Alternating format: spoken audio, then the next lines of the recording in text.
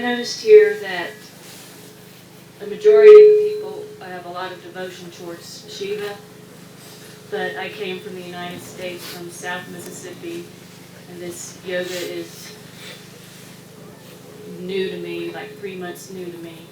And I have an extreme amount of devotion towards you because I've experienced it.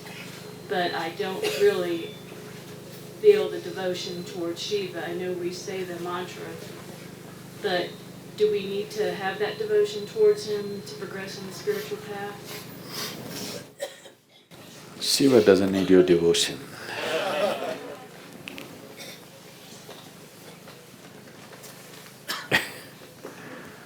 Just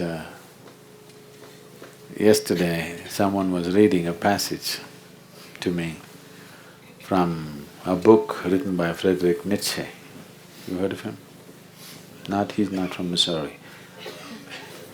Mississippi. You're from Mississippi? I'm sorry. He's not from Mississippi, from Germany. So, Friedrich Nietzsche is saying, or his character is saying, only because there are so many people to receive the light, the sun can enjoy coming up. This is German bullshit. If none of you are here, sun will still come up the same way, with the same glory. Yes or no? He does not come up for you. This is a disease that human beings have got. They think the whole existence is human-centric. It is not so.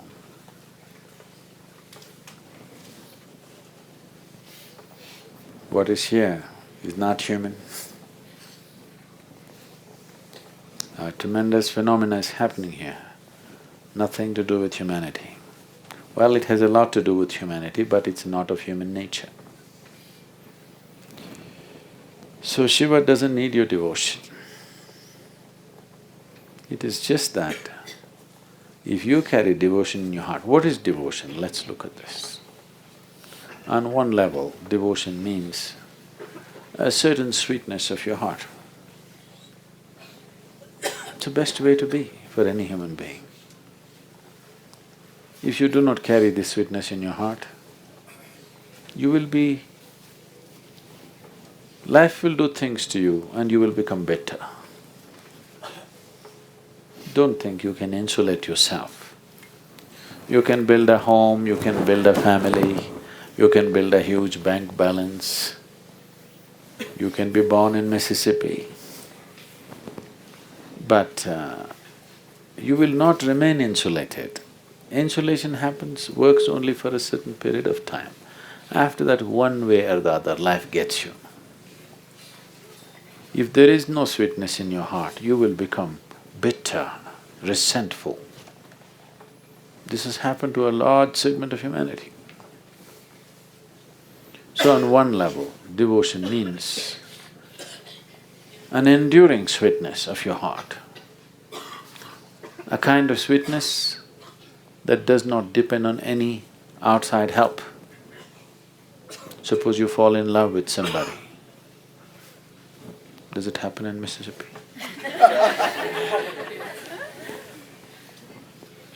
Suppose you fall in love with somebody, your heart becomes sweet. But for how long, there is no guarantee. It can become extremely bitter because of a love affair. Yes or no? We are not wishing that, but it can become.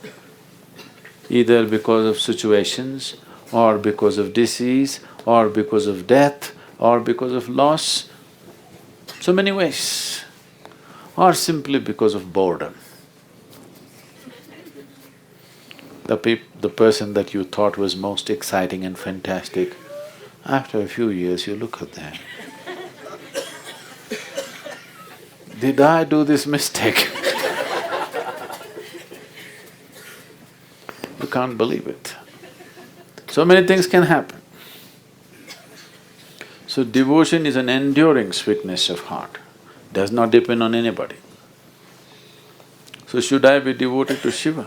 It doesn't make any difference to him. But if you are a devotee, devotion is another kind of intelligence, which simple intellect is unable to understand. The nature of a rudimentary intellect is, if we want to know anything, we have to dissect it. Yes. If you become interested in somebody, dissect them. Well, you don't do it physically because the law doesn't permit it. But you mentally dissect them, isn't it? Yes or no? You mentally dissect them and come to a convenient conclusion, not truth. A convenient conclusion as you like it. And one day when that conclusion falls apart, you will become bitter. The very nature of the intellect is to put things apart. By putting things apart, you can know the utility of what it is. If I analyze this person, I can learn how to make use of her, but I will not know her. Only if I completely include her, I will know her. There is no other way. If you give a flower to somebody who's intellectually strong, if you give a flower to a scientist, first thing is he will rip it off because he wants to know what is inside. A poet will sing songs about the flower. He does not know what is inside, he does not care what is inside, but it gives him joy. A mystic will become a flower. If he looks at a flower, he will become the flower. Because for him, even a small little flower that is blossoming in something unnoticeable in the grass, even there, the hand of the Creator is actively there, isn't it? Actively there, as active as it is in this one, nothing less.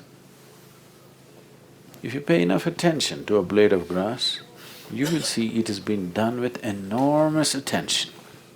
It's been created with a phenomenal sense of attention. It's not been just made like that, okay, just a blade of grass. It was not made like that. Whoever made it paid enormous attention to it. So, a devotee is a different dimension of intelligence. He will see things that nobody else will see, because devotion means you are devoid of yourself. Between you and the ultimate reality, there is only one barrier, that is yourself. So devotion means you must become devoid of yourself. If that is not possible, at least you should reduce this heap. If you reduce this heap of garbage, suddenly you see life explodes. Life explodes in ways that you have not imagined possible. So, it is not about Shiva, it is about you. But you must walk with devotion. What you're devoted to, it doesn't matter. You must walk with absolute devotion. Devotion means you're devoid of yourself. Devotion means a heightened state of receptivity, because you're no more full of yourself. There is emptiness in you. So something can touch you, something can enter you, something can reside in you.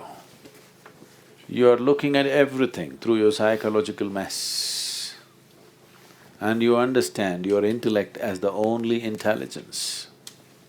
Intellect is a very rudimentary form of intelligence, useful only for utilitarian purposes. To make a living, to survive in the world, your intellect is needed. For anything else, if you want to access any other dimension, your intellect is not good enough. a deeper dimension of intelligence in you has to function. If this has to function, to be in devotion is the easiest way to do it.